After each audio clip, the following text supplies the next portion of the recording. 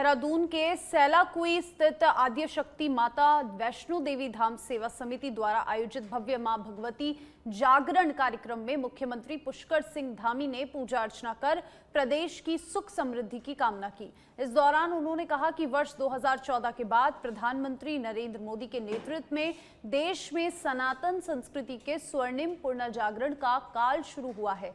मुख्यमंत्री ने कहा कि अयोध्या में श्री राम मंदिर निर्माण, काशी विश्वनाथ धाम कॉरिडोर, महाकाल लोक और केदारनाथ पुनर्निर्माण जैसे कार्य भारत की सांस्कृतिक चेतना को नई दिशा दे रहे हैं। उन्होंने बताया कि 22 अप्रैल से शुरू चार धाम यात्रा में अब तक 3 लाख से अधिक श्रद्धालु बाबा केदार के दर्शन कर चुके हैं, जबकि शीतकालीन यात्रा आदि कैलाश, हेमकुंड साहिब रोपवे परियोजना से धार्मिक पर्यटन को नई गति मिल रही है। सीएम ने कहा कि देवभूमि उत्तराखंड का देवत्व और सांस्कृतिक मूल्य हर हाल में सुरक्षित रहेंगे और सरकार विकास के साथ विरासत संरक्षण के संकल्प पर कार्य कर रही है।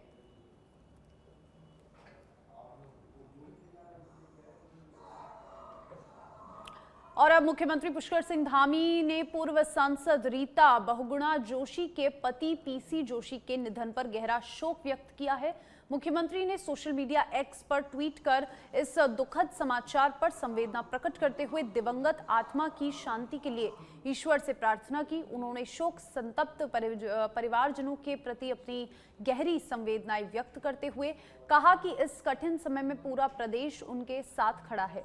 मुख्यमंत्री ने इसे ईश्वर से प्रार्थना की कि वे परिजनों को इस असहनीय दुख को सहन करने की शक्ति प्रदान करे। पीसी जोशी के निधन से राजनीतिक और सामाजिक क्षेत्र में शोक की लहर है।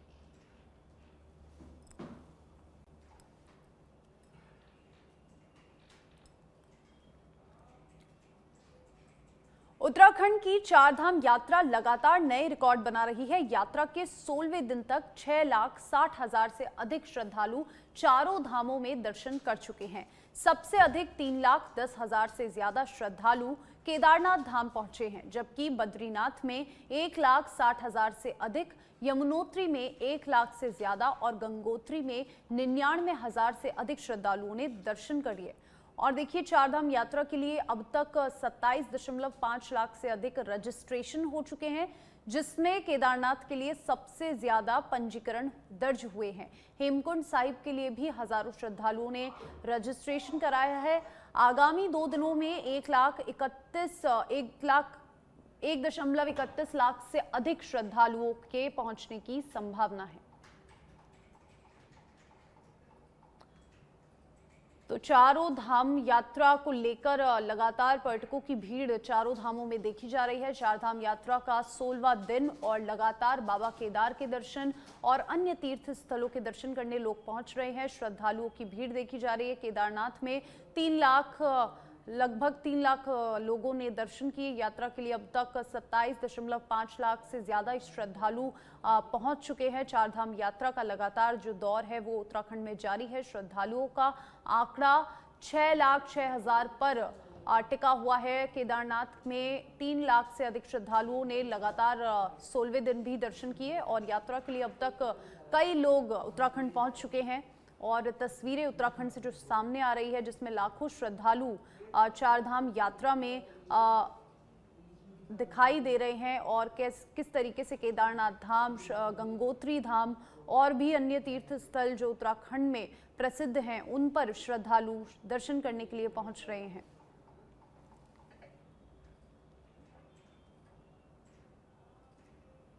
अब हरिद्वार से खबर है, जहां पर एक युवक ने फैक्ट्री में काम करने वाली नाबालिग लड़की से पहले दोस्ती की, फिर धीरे धीरे उसका विश्वास जीता।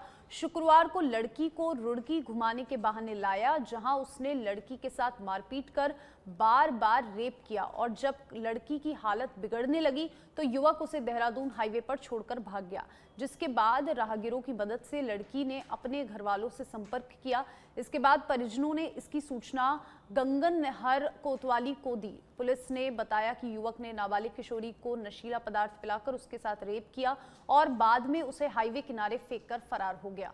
पुलिस ने आरोपी के खिलाफ पॉक्सो एक्ट दुष्कर्म की धाराओं में मुकदमा दर्ज कर उसकी तलाश शुरू कर दी है।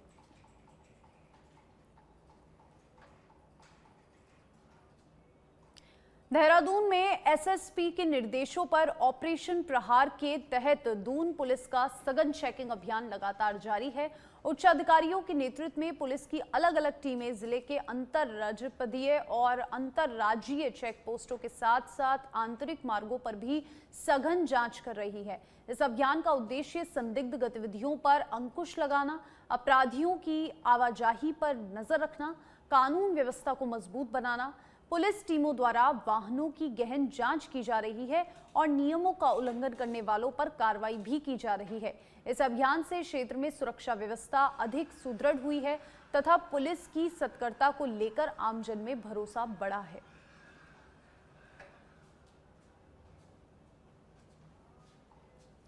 विकासनगर के धर्मावला क्षेत्र में देर रात जंगल से निकलकर एक विशालकाय हाथी आबादी वाले इलाके में घुस आया और घंटों तक जमकर उत्पात मचाता रहा। टिमली वन रेंज कार्यालय से कुछ ही दूरी पर हुई इस घटना ने वन विभाग की मुस्तैदी पर सवाल खड़े कर दिए, क्योंकि हाथी लंबे समय तक इलाके में घूमता रहा और किसी को इसकी भनक तक नहीं लगी। स्थानीय लोगों द्वारा बनाए गए वीडियो में साफ दिखाई दे रहा है कि किस तरीके से हाथी ने घरों के आसपास तोड़फोड़ कर दहशत फैला दी, जिससे लोग पूरी रात सहमे रहे। इस दौरान एक व्यक्ति ने साहस दिखाकर घटना को कैमरे में कैद किया, लेकिन हाथी ने अचानक नजदीक आने पर उसे भगाकर अपनी जान बचानी पड़ी। काफी देर तक उत्पात मचाने के बाद हाथी वापस जंगल की ओर लौट गया, लेकिन उसने अपने पीछे डर, दहशत और वन विभाग की लापरवाही के सवाल छोड़ दिए।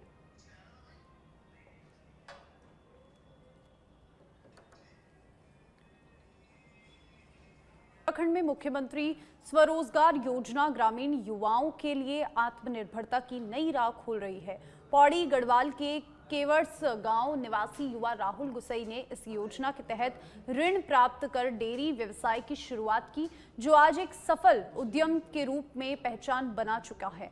और सीमित संसाधनों के बावजूद राहुल ने सरकारी योजनाओं का लाभ उठाकर अपने सपनों को साकार किया और गांव में रोजगार का प्रेरक मॉडल प्रस्तुत किया। उनके इस प्रयास से न केवल आर्थिक स्थिति मजबूत हुई, बल्कि अन्य युवाओं को भी स्वरोजगार अपनाने की प्रेरणा मिली। मुख्यमंत्री स्वरोजगार योजना राज्य के युवाओं को अपने पैरों पर खड़ा होने का मजबूत मंच दे रही है।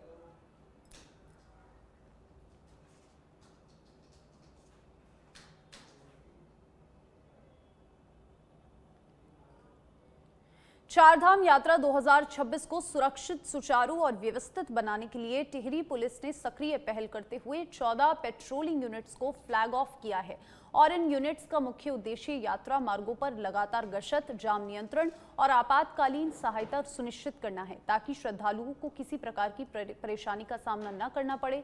यात्रा सीजन को देखते हुए पुलिस बल को आवश्यक रिफ्रेशमेंट उपलब्ध कराया गया। वहीं वॉलंटियर्स को टी शर्ट प्रदान कर उनकी पहचान और समन्वय को मजबूत किया गया है।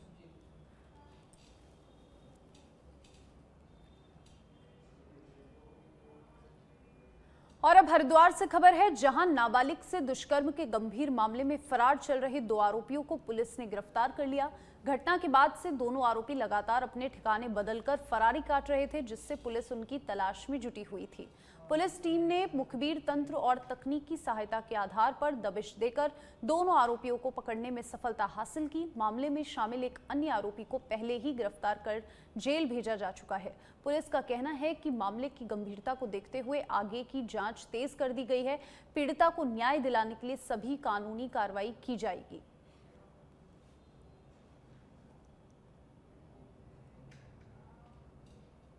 देहरादून में एसएसपी के नेतृत्व में ऑपरेशन नाइट स्ट्राइक के तहत वीकेंड पर दून पुलिस का सघन चेकिंग अभियान लगातार जारी है।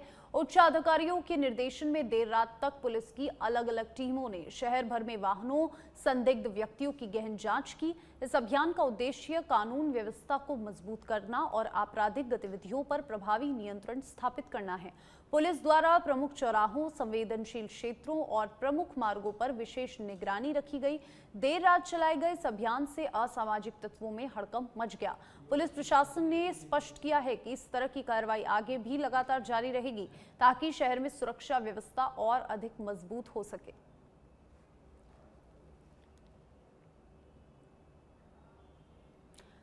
उत्तराखंड के कई जिलों में देर रात से रुक रुक कर तेज बारिश का सिलसिला जारी है। नैनीताल में सुबह 3 बजे से मूसलाधार बारिश हो रही है, जबकि देहरादून में भी सुबह से बादलों के साथ रुक रुक कर बारिश दर्ज की गई। बागेश्वर और अल्मोड़ा में लगातार बारिश से ठंड में इजाफा हुआ है। रुद्रप्रयाग की केदार घाटी और टिहरी में कोहरे और बारिश का असर देखने को मिल रहा है। चमोली की निजमूला घाटी में आकाशीय बिजली गिरने से 500 से अधिक बकरियों की मौत हो गई, जिससे पशुपालकों को भारी नुकसान हुआ है। मौसम विभाग ने देहरादून सहित 7 जिलों में ऑरेंज अलर्ट जारी करते हुए अगले 24 घंटों में भारी बारिश, ओलावृष्टि और तेज हवाओं की चेतावनी दी है।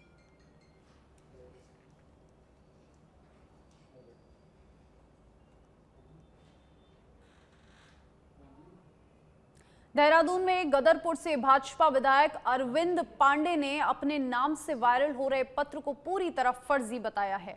भाजपा प्रदेश मुख्यालय में आयोजित प्रेस वार्ता में उन्होंने कहा कि ये पत्र झूठा है और इसके पीछे विपक्ष की साजिश हो सकती है। वायरल पत्र में उत्पीड़न और अनदेखी के आरोप लगाए गए थे, जिनका विपक्षी दलों ने हवाला देते हुए भाजपा पर निशाना साधा था। अरविंद पांडे सभी आरोपों को बेबुनियाद बताते हुए कहा कि पार्टी में उन्हें पूरा सम्मान मिल रहा है, वे संगठन के साथ मजबूती से खड़े हैं। उन्होंने ये भी स्पष्ट किया कि उन्होंने प्रधानमंत्री से किसी प्रकार की शिकायत नहीं की है और पार्टी के निर्णय का पालन करेंगे। पहले इस प्रदेश के अंदर जो कांग्रेस के प्रदेश अध्यक्ष हैं श्री गणेश गोदियाल जी, उन्होंने प्रेस के माध्यम से कोई पत्र जारी किया होगा। मैं उस विषय में आप लोगों से स्पष्ट कहना चाहता हूं कि उस पत्र से हमारा कोई मतलब नहीं है, कोई लेना देना नहीं। और ऐसा काम जब चुनाव नजदीक आते हैं तो लोग करते ही हैं। टिहरी और पौड़ी गढ़वाल को जोड़ने वाले कीर्ति नगर पुल पर आज सुबह एक दर्दनाक घटना सामने आई। मॉर्निंग वॉक के दौरान करीब 35 वर्षीय एक महिला ने अचानक अलकनंदा नदी में छलांग लगा दी। घटना को वहां मौजूद राहगीरों ने देखा और तुरंत पुलिस को सूचना दी। बताया गया कि सुबह 7:30 बजे महिला नदी के तेज बहाव में बहती नजर आई।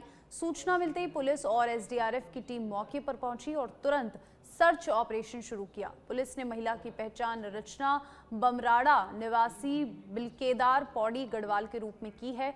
फिलहाल नदी में तलाश अभियान जारी है और घटना के कारणों की जांच की जा रही है।